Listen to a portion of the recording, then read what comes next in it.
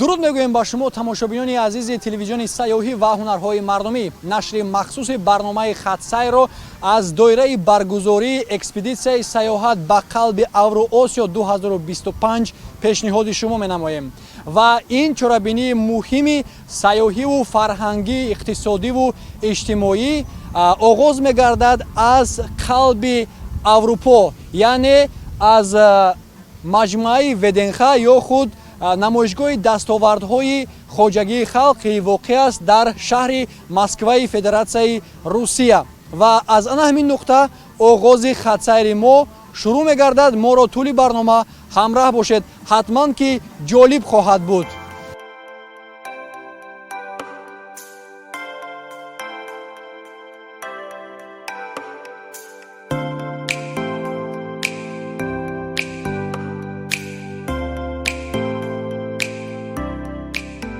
дар маҷмӯаи Веденха, намоишгоҳи дастовардҳои хоҷагии халқи шаҳри Москваи Федератсияи Россия, назди фаввораи дӯстии халқҳо маросими бо тантана кушода шудани экспедитсияи байналмилалии сайёҳат ба қалби Авроосиё барпо гардид.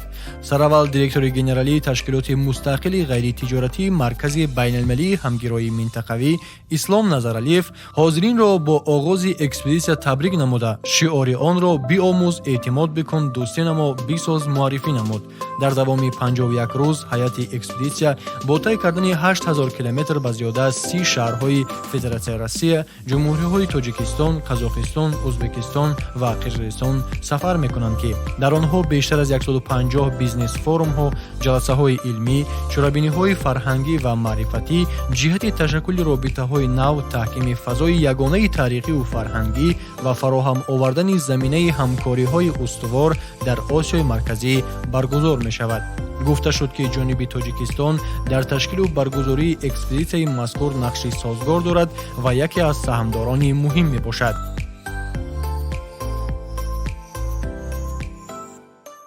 Сегодня мы наконец-то выезжаем в эту большую экспедицию. Мы целых 2 месяца не будем дома, потому что мы будем ехать домой из Москвы. Это очень большой путь, там около 8000 километров, и я считаю, что это огромный большой шанс, потому что, посетив 5 стран, мы сможем представить как нашу продукцию, как и нашу страну, самое главное. Вот. Мы представляем компанию «Съема». Мы привезли с собой очень много воды. Мы будем ее раздавать, чтобы все попробовали и почувствовали вкус этой самой талой воды. И мы, скорее всего, будем предлагать сотрудничество с этими странами, чтобы мы уже налаживали дружбу народов. Мы и на Памир заедем, мы заедем и в Хатлонскую область, и уже в конце мы остановимся в Душанбе. И 22 июля будет проходить в Душанбе Центральноазиатский экономический форум. Также мы там будем участвовать и выставляться, и покажем, сколько всего мы проделали за эти 2 месяца.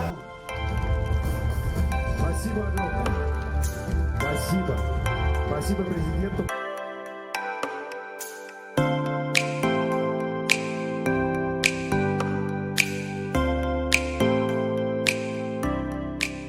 сипас паёми президенти Федератсияи Россия Владимир Путин ба иштирокдорон ҷиҳати оғози сатҳи баланд ва аҳамияту вазифаҳои экспедитсия садо дод, ки онро директори департаменти сеюми кишварҳои Иттиҳоди давлатҳои мустақили Вазорати корҳои хориҷии Федератсияи Россия Александр Вадимович Стерник пешниҳод намуд. ҳамзамон асосгузори сулҳу ваҳдати миллӣ, пешвои миллат, президенти ҷумҳурии Тоҷикистон муҳтарам Эмомали Раҳмон низ ба иштирокдорони экспедитсия паём фиристоданд, ки онро сафири фавқулода ва мухтори ҷумҳурии Тоҷикистон дар Федератсияи Россия Гулаҳмадзода Давлатшоҳ Қурбоналӣ ба ҳозирин ироа намуд.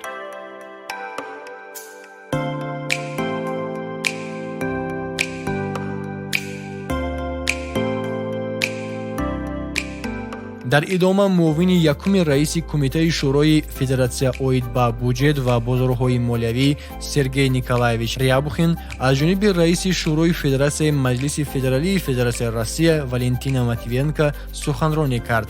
сипас ҳунарманди театр ва кино Олег Гас шеъри рамзии экспедитсияро қироат намуд, ки онро яке аз аъзоёни кумитаи ташкилии экспедитсия навиштааст. пас аз ин дар қисмати фарҳангии фароғатии ифтитоҳи тантанавии экспедитсия суруду таронаҳои ватандӯстона аз тарафи ҳунармандони мумтозу маъруф сароида шуд.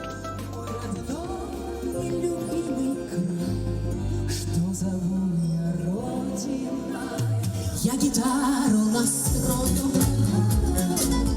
на лирический лад. знакомой тропинка. Уйду звездопад, быть счастливой, как песня. Хотел поблагодарить всех за поддержку этого старта экспедиции. Сегодня мы здесь вот собрались вот в таком большом и очень солидном составе, чтобы сказать напутственные слова и пожелать, как говорится, в добрый путь нашим путешественникам. Я сам тоже поеду. Да, вот сейчас мы буквально через 10 минут уже стартуем. Также хотел отметить и поблагодарить приветственное послание уважаемого лидера нации, президента Республики Таджикистан Эмомали Рахмона за те добрые напутственные слова, за те пожелания, которые озвучил посол Республики Таджикистан в Российской Федерации господин Гул Махмадзуда. Очень приятно, что это на уровне руководств всех стран поддерживается. И мы едем в экспедицию сейчас. В Таджикистане мы планируем прибыть где-то в 10 числах июля.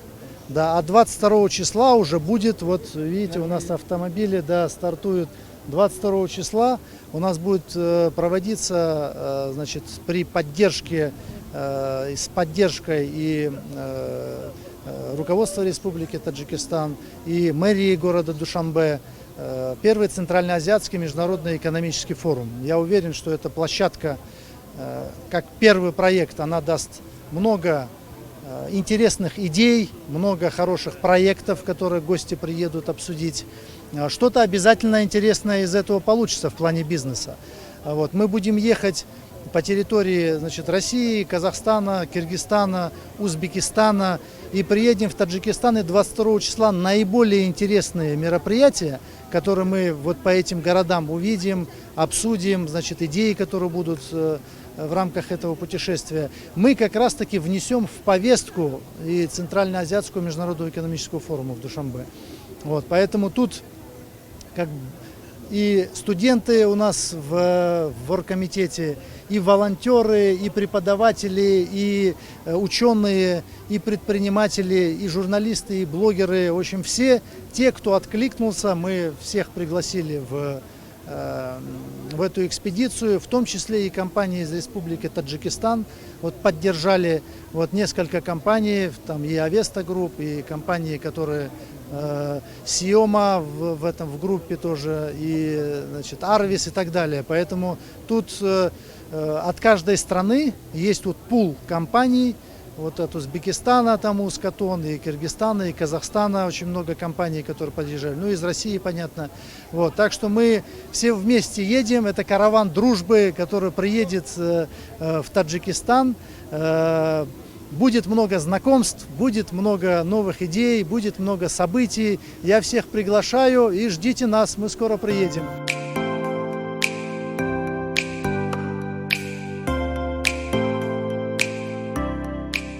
ҳамин тавр немаи дуюми рӯз экспедитсияи сайёҳат ба қалби авроосиё хатсайри худро аз бузургтарин шаҳри аврупо Москва оғоз намуда бо зиёда аз 25 нақлиёт роҳ тарафи шаҳри Владимири Федератсияи Россия гирифт.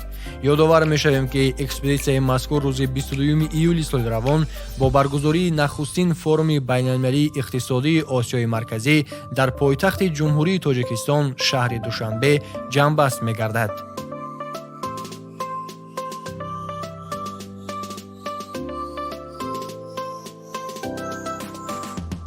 рӯзи дигар хатсайри экспедитсияи сайёҳат ба қалби Авроосиё дар шаҳри Владимири Федератсияи Россия идома ёфт. субҳ ҳайати расмии экспедитсия ба боғи ғалабаи шаҳри Владимир ташриф оварданд ки ин ҷо маросими гулгузорӣ бахшида ба ҷашни 80-солагии ғалаба ва поси хотири шаҳидони ҷанги бузурги ватанӣ баргузор гардид. шаҳри Владимир, ки яке аз шаҳрҳои таърихии Федератсияи Россия мебошад, таваҷҷӯҳи меҳмононро бо меъмории беназир ва осорҳои таърихӣ ба худ ҷалб намуд. боғи ғалаба дар шаҳри Владимир ҳамчун макони баргузории чорабиниҳои фарҳангӣ ва таърихӣ хизмат мекунад ва сокинону меҳмонон ҳамарӯза аз ин боғ дидан мекунанд.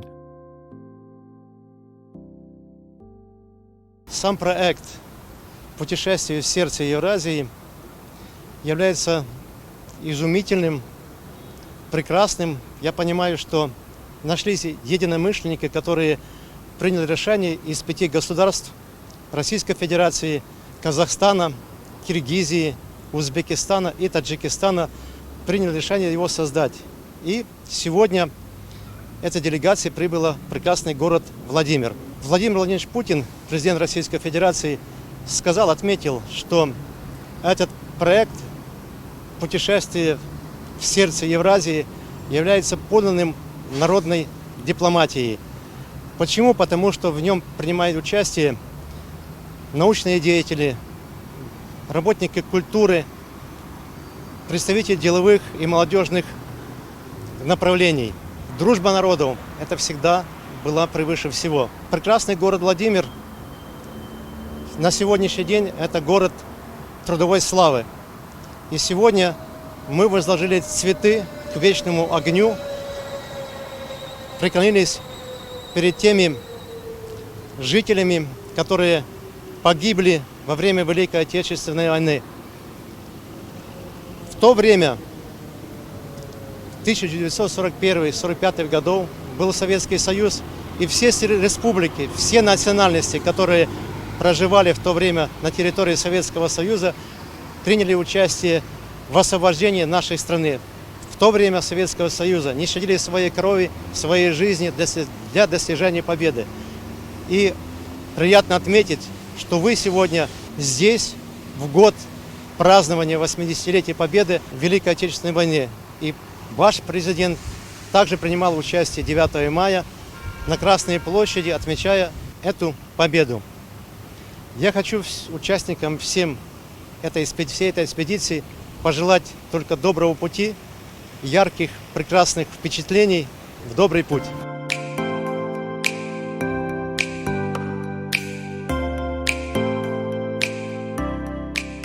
дар идома ҳайати расмии экспедитсия дар кӯчаи Чайковский назди боғи мазкур таҳти унвони дарахти дӯстӣ ва бо мақсади ташаккули пули экологӣ миёни кишварҳо чанд бех дарахти сирен нишониданд. Сирен рамзи дӯстӣ ва муҳаббат буда, нишони мустаҳкамкунандаи равобити дӯстона ва ҳамкорӣ байни кишварҳо, махсусан Авроосиё мебошад. ҳамзамон ҳайати экспедитсия аз калисои муқаддаси Свято-Успенский дидан намуд. Ин калисо, ки аз қадимтарин ёдгориҳои меъмории минтақа мебошад, имрӯз ҳамчун осорхона низ фаъолият дорад ва ҳамарӯза сайёҳону меҳмонон аз он дидан мекунанд. меҳмонон дар дохили калисо дар бораи таърихи сохта шудани он маълумот гирифтанд. меъмории калисо бо нақшҳои зебо ва услуби беназир, ки дар назди майдони тамошогоҳи шаҳр қарор дорад, намунаи беҳамтои меъмории асрҳои гузашта мебошад. ин макон, ки бо ёдгории давр ҳоким Владимир ҳамроҳ аст, яке аз ҷойҳои асосии истироҳат ва фароғат дар шаҳр ба ҳисоб меравад.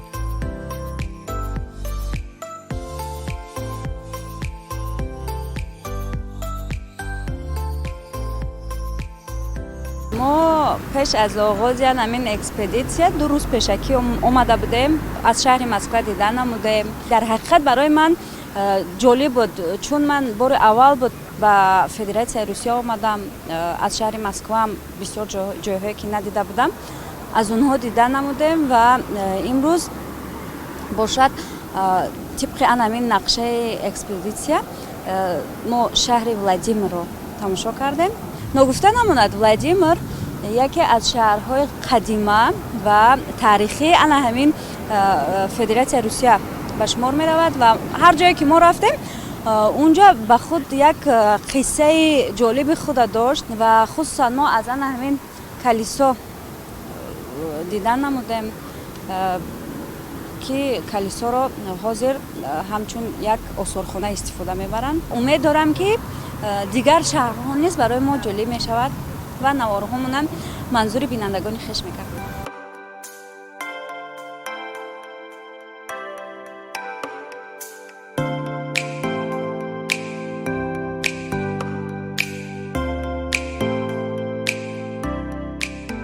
ҳамин тавр пас аз нисфирӯзии ҳайати расмии экспедитсия бо 25 нақлиёт роҳи худро ба самти шаҳри Арзамаси Федератсияи Россия идома доданд. ёдовар мешавем ки дар рафти экспедитсия теъдоди зиёди блогерону намояндагони васоити ахбори омма иштирок доранд ва ҷараёни ҳаракати экспедитсияро ба таври мустақим инъикос мекунанд. бинандагони азиз, инҷо мерасем ба поёни қисми аввали силсила барномаи хатсайри бо роҳи дӯстӣ ба қалби Авроосиё. То барномаи дигар, пайгири хатсайри экспедитсияи сайёҳат ба қалби Авроосиё аз телевизиони сайёҳӣ ва ҳунарҳои мардумӣ бошед.